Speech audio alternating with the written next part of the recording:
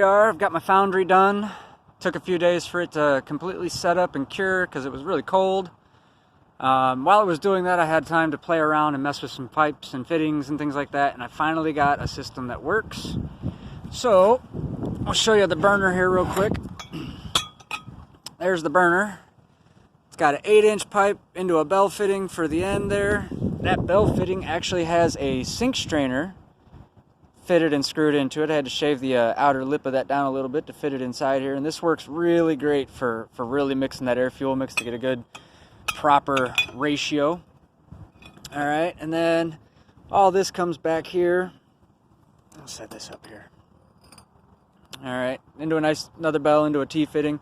This is my propane line. I got a little ball valve on it, real simple, and all of that stays together except for whatever I'm using to supply my air.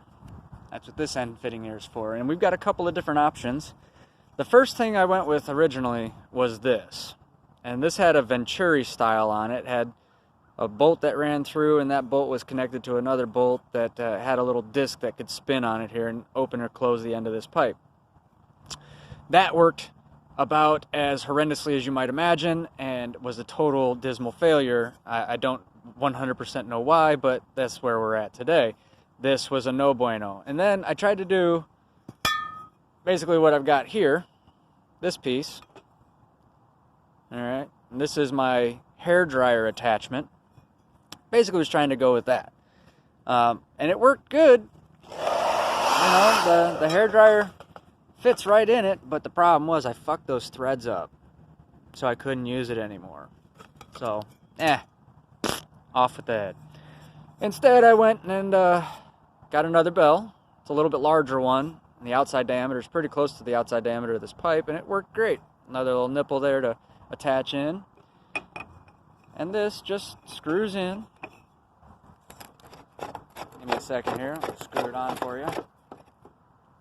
And I went with a longer piece so as to give the hair dryer some distance from all the heat, because it is plastic and we don't want the hair dryer to melt. Now this is literally a Goodwill hair dryer that I picked up for $2.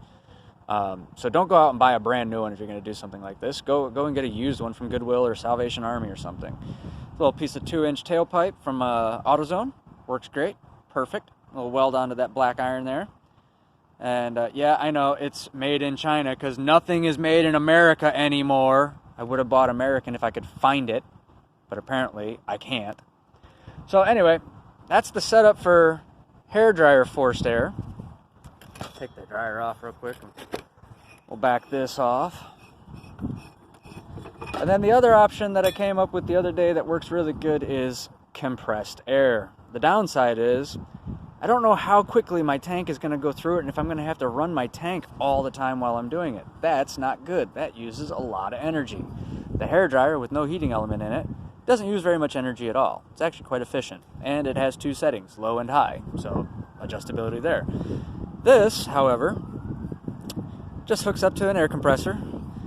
And the reason it goes to this can, this is called an expansion chamber. And what that does is it allows the air pressure that's coming from that line to fill up this, and it creates a chamber full of less compressed air, if you will, and it shoots it down into this, and when it downsizes that really ups the air pressure and the air flow. So we get a really, really good mix with this. Turn that little handle back in there.